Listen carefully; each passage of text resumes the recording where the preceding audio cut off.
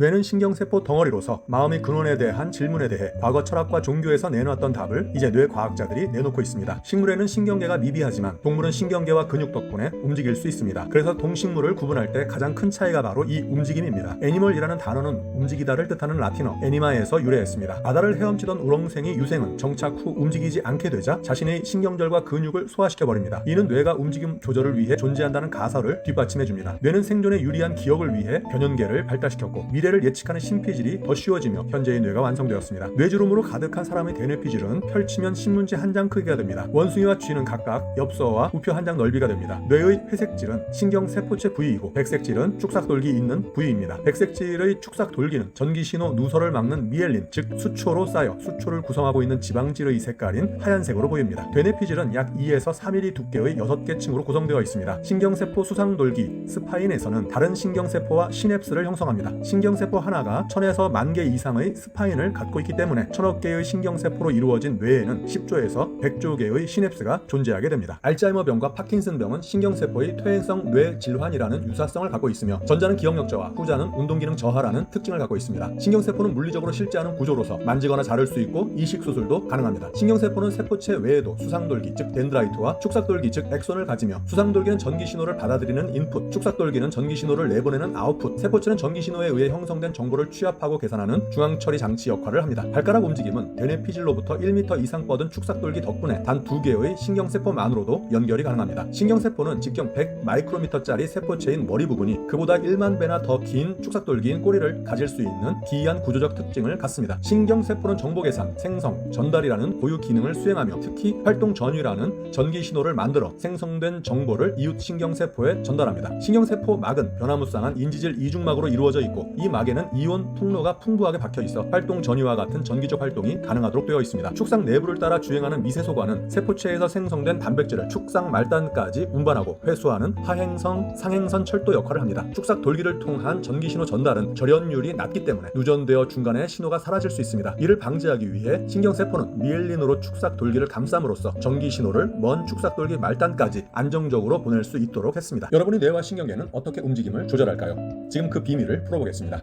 신경세포는 세포체, 축삭돌기, 수상돌기로 구성됩니다. 축삭돌기는 전기신호를 전달하며 수초로 덮여 전기 누설을 방지합니다. 신경세포 하나가 수상돌기 스파인을 통해 수천에서 수만 개의 시냅스를 형성해 복잡한 신경망을 이룹니다. 대뇌피질은 기능적으로 연결된 신경세포들이 효율적인 정보 전달을 위해 짧게 연결되어 일항을 형성하고 고랑은 이들을 구분하는 경계가 됩니다. 뇌의 중심 고랑을 기준으로 뒷부분은 감각 입력을 처리하고 앞부분은 운동 출력을 담당합니다. 척수도 뒷부분은 감각 입력을, 앞부분은 운동 출력을 수행합니다. 폴 맥클린의 삼위일체 뇌 모델에 따르면 파충류 뇌에 해당하는 연수와 소뇌는 호흡, 심장 박동, 체온 조절 등 생존의 토대를 담당하고 포유류 뇌에 해당하는 변형계는 감정과 기억을 관장하여 생존과 번식을 더 유리하게 해줍니다. 인간에게서 발달한 심피질은 판단과 의사결정, 미래 계획 능력을 가능하게 합니다. 파충류 뇌의 손상은 호흡과 심박 정지로 인해 즉각적인 뇌사에 이르게 합니다. 연수가 정상 작동하면서도 심피질과 변형계가 손상되었을 때는 의식 없는 식물인간 상태가 될 수 있습니다.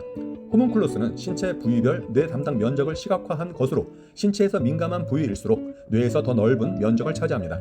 이는 해당 부위의 세밀한 감각 처리를 위해 더 많은 신경 자원이 할당되기 때문입니다. 뇌와 신경계의 존재 목적은 생존과 번식이라는 생명체 본질적 목적을 달성하기 위함입니다. 움직임, 감각, 기억, 마음은 모두 이를 위한 도구로서 진화해 왔습니다. 뇌와 신경계의 협력 없이는 움직임도 생각도 감정도 존재할 수 없습니다.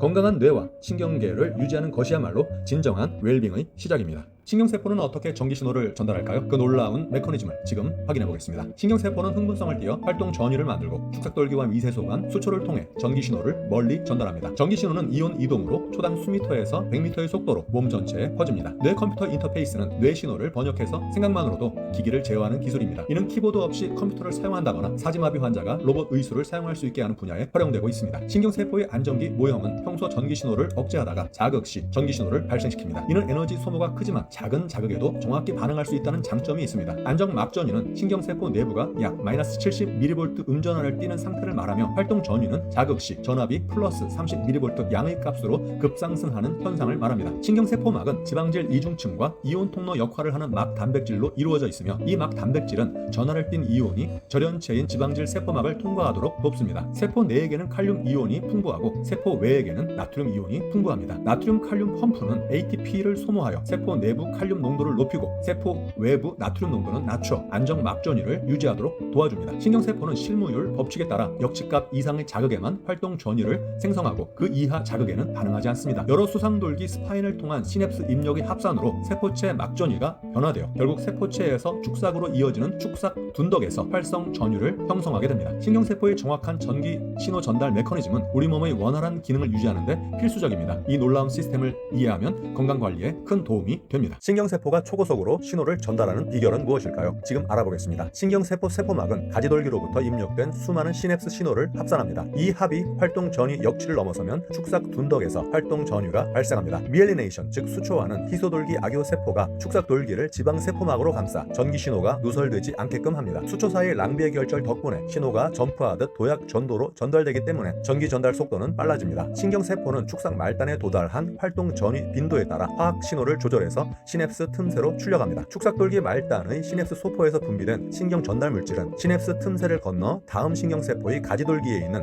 수용체에 결합하여 이온 통로에 영향을 미칩니다. 이때 분비되는 신경 전달 물질 중에 도파민, 세로토닌 등은 아민 계열이고 피물질 엔돌핀 등은 펩타이드 계열, 글루타메이트와 가바는 아미노산 계열입니다. 시냅스 후 세포는 반복 자극에 의해 반응이 변화하는 시냅틱 플라스티시티, 즉 시냅스 가소성을 보입니다. 시냅스 가소성에는 반복적인 강한 자극 후 같은 자극에도 반응이 증폭되어 지속되는 롱텀 포텐시에이션, 즉 장기 강화 작용과 반응이 감소하는 디프레션, 즉 장기 억압 작용이 있습니다. 시냅스를 통한 신경 신호 전달이 고정되지 않고 상황에 따라 변하는 이러한 특성을 시냅스 가소성이라 하며 이것이 기억과 습관의 근본 메커니즘입니다. 이러한 변화에는 시냅스 효율 변화뿐 아니라 시냅스의 구조적 생성 및 소멸도 포함됩니다. 신경세포의 초고속 신호 전달과 유연한 시냅스 가소성은 우리의 학습과 기억을 가능하게 하는 중요 메커니즘입니다. 뇌는 경험을 통해 끊임없이 변화합니다. 그 신비한 과정에 대해 알아보겠습니다. 신경세포는 경험에 의해 시냅스 효율을 증가시키거나 새로운 구조를 만들어 네트워크를 형성합니다. 무릎 반사나 바퀴벌레 도피 같은 단순한 반사 네트워크는 감각신경과 운동신경이 직접 연결되는 단순한 구조입니다. 파블로프의 실험에서 개는 원래 음식을 보면 침을 흘리는 무조건 반사를 보였으나 종소리와 음식의 상관관계를 학습한 후에는 종소리만으로도 침을 흘리는 조건 반사를 보이게 됩니다. 학습과 기억이 시냅스 변화를 만든 것입니다. 신경세포들 간 연결로 만든 복잡한 네트워크는 창발성을 만듭니다. 창발성은 여러 요소가 모여 예상치 못한 현상을 만들어내는 것을 의미합니다. 뇌에서는 신경세포들이 연결되어 만든 복잡한 네트워크에서 창발성이 만들어집니다. MRI는 뇌의 기능적 네트워크, 즉 뇌의 기능적 연결성 관찰에 활용됩니다. 디폴트 모드 네트워크, 즉 내재 상태 네트워크는 멍 때리는 안정 상태에서 활성화되는 부위입니다. DMN이라는 약자로도 불리는 이 부위는 과거 회상이나 미래 계획 등 자신과 관련된 생각이나 자신의 행동과 타인의 시선을 연결할 때도 활성화됩니다. DMN은 아무것도 안 하며 휴식할 때 최소한의 운영 체계만 작동하는 뇌 상태로서 알츠하이머병을 일으키는 주요 물질 중 하나로 알려진 베타 아밀로이드 축적 부위와도 겹칩니다. 이는 알츠하이머병이 DMN을 공격한다는 것을 보여주며 알츠하이머병을 진단할 때 중요한 단서가 될 수 있습니다. 뇌는 단순한 세포 집합이 아닌 경험과 환경에 따라 끊임없이 변화하는 살아있는 시냅스 네트워크입니다. 뇌는 정말 재생되지 않을까요? 뇌세포의 운명과 뇌질환에 대해 지금 알아보겠습니다. 과거에는 뇌세포가 전혀 재생되지 않는다고 생각했습니다. 그러나 해마에서는 매일 약 700개의 새로운 신경세포가 생성되어 기억과 학습에 중요한 역할을 한다는 것이 알려졌습니다. 전두엽은 사람을 사람답게 하는데 필수적이며 손상되면 본능적 행동을 억제하지 못하고 외부 자극에 예민하게 반응하는 아기처럼 행동하게 됩니다. 뇌줄기, 즉 연수는 생명 유지에 매우 중요한 부위로서 손상되면 심장 마비나 호흡 정지를 유발하여 생명에 치명적입니다. 해열 진통 효과를 갖고 있다고 알려졌던 아스피린을 저용량으로 복용하게 되면 혈전 억제에도 효과가 있다는 것을 알게 되었습니다. 이를 심근경색이나 뇌졸중 등 혈관성 질환의 예방을 위해 사용하고 있는데 이는 일반적인 고혈압 약과는 다른 작용 기전을 갖고 있습니다. 경동맥 협착 시 플라크 제거 수술이나 스텐트 삽입으로 혈관을 넓히는 방법을 시행할 수 있습니다. 뇌혈관 질환으로 인해 팔다리가 마비되었을 때 마비된 팔, 다리의 능동적인 사용을 유도해서 기능 회복을 돕는 재활 치료를 시도할 수 있습니다. 뇌전증 발작은 뇌파 검사나 전극을 이용해서 원인이 된 시작점을 찾고 근원지를 찾으면 해당 부위를 절제하거나 칼집을 내어 뇌전 증파 확산을 막을 수 있습니다. 증상이 심하여 의식을 잃는 것이 반복되는 경우 뇌량 일부를 절제하여 뇌전 증파가 좌반구에서 우반구로 넘어가는 것을 차단하기도 합니다. 뇌는 복잡한 구조와 기능을 가진 기관으로 질환 발생 시 부위에 따라 적절한 진단과 치료가 필요합니다. 알츠하이머병과 파킨슨병, 그 차이와 치료법은 무엇일까요? 이 두 가지 퇴행성 뇌질환에 대해 지금 알아보겠습니다. 알츠하이머병은 세포 사멸로 인해 뇌가 쪼글쪼글하게 위축되는 병입니다. 초기에 해마 손상으로 시작해 기억력 저하를 보이다가 베르니케 영역과 두정엽 손상으로 언어장애와 시공간 인지장애로 길을 헤매는 증상이 진행됩니다. 말기에는 전두엽까지 손상되어 의사소통과 판단력에 문제가 문제가 생기며 후 10에서 15년에 걸쳐 서서히 증상이 진행되다가 합병증으로 사망에 이르게 됩니다. 알츠하이머병은 아밀로이드 플라크와 타우 단백질로 인한 신경섬유 소체의 축적으로 시냅스 손상과 신경세포 사멸이 일어납니다. 특히 물질 이동의 철로 역할을 하는 미세소관을 고정하던 타우 단백질이 떨어져 나와 엉기면 미세소관이 제 기능을 못하게 되고 축삭돌기가 망가집니다. 치료는 신경 전달 물질인 아세틸콜린 분해 요소를 억제하여 시냅스의 아세틸콜린이 더 많이 존재하게 하며 집중력 및 인지 기능을 호전시키는 도내 폐질 등이 사용됩니다. 다른 치료제인 메만틴은 그루타메이트 수용체를 차단하여 신경세포의 과도한 흥분으로 인한 사멸 과정을 억제할 수 있습니다. 파킨슨병은 중뇌의 흑질에 위치한 도파민 신경세포가 손상되어 도파민이 기저핵으로 전달되지 못하게 되면서 발생하는 퇴행성 신경질환입니다. 손떨림, 움직임 느려짐, 몸 뻣뻣함 등 운동조절 기능에 장애가 발생합니다. 치료는 도파민 분해 효소를 억제하거나 수용체를 자극하는 약물을 쓰고 직접 도파민을 공급하기 위해서는 혈액, 뇌 장벽을 통과할 수 있는 도파민의 전구체인 L-도파를 투약하기도 합니다. 알츠하이머병의 교육 수준은 중요한 요소입니다. 교육 수준이 높으면 인지 보유고가 커져서 병이 진행되어도 증상이 늦게 나타나고 교육 수준이 낮으면 치매 발병률이 2배 이상 높아지며 증상이 빨리 나타나는 것으로 알려져 있습니다. 왜 우리는 중요한 것을 자꾸 잊어버릴까요? 기억에 대해 알아보겠습니다. 기억은 신경세포 간 시냅스에서 일어나는 LTP, 롱텀 포텐시에이션, 즉 장기 강화와 LTD, 롱텀 디프레션, 즉 장기 억제로 형성됩니다. 반복된 자극은 시냅스 면적 확장이나 새로운 시냅스 생성과 같은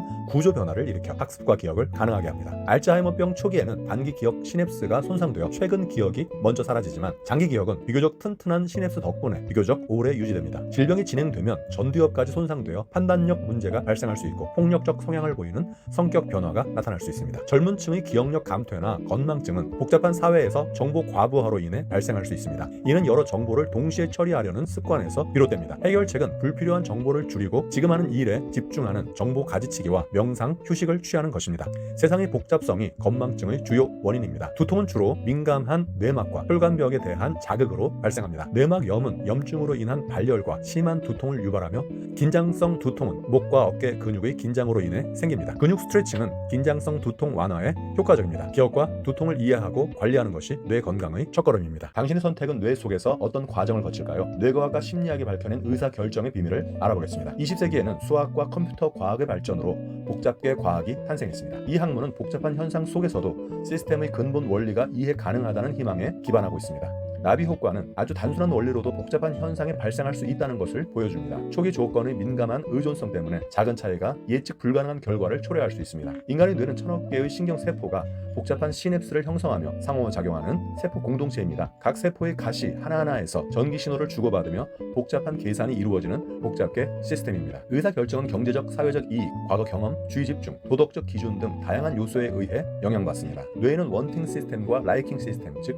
원함 체계와 조화함 체계가 있습니다. 원함 체계는 결핍 시 욕망을 일으켜 행동을 유도하고 조화함 체계는 선호하는 것을 추구합니다. 이 두 체계는 보상 중추인 측좌핵의 도파민계와 오피오이드계 신경세포를 통해 작동하며 우리의 선택에 영향을 미칩니다. 측좌핵의 도파민계 신경세포는 원함 체계로 배고플 때 활성화되고 욕구, 욕망, 의욕, 의지와 밀접한 연관이 있으며 동기부여, 목표 설정 등 대상을 갈망하거나 추적할 때 활성화됩니다. 오피오이드계 신경세포는 조화함 체계의 일부로 기호품, 예를 들어 음식, 술, 담배 등을 볼 때, 쾌락, 쾌감을 소비할 때 내적 만족의 경험과 연결되어 활성화됩니다. 이 두 체계는 상호작용하며 우리의 선택에 영향을 미칩니다. 뇌는 선택 시 최고의 보상보다는 에너지 절약을 추구하며 이는 습관 형성으로 이어집니다. 우리는 새로운 시도보다는 익숙한 것을 선호하는 경향이 있습니다. 우리는 손실을 피하려는 경향이 강하며 이는 편도체와 깊은 관련이 있습니다. 편도체는 손해에 대한 공포, 두려움 등 부정적 감정을 담당하며 뇌는 생존 확률을 높이기 위해 큰 보상보다 손실을 줄이는 안전 지향적인 선택을 하도록 진화한 것입니다.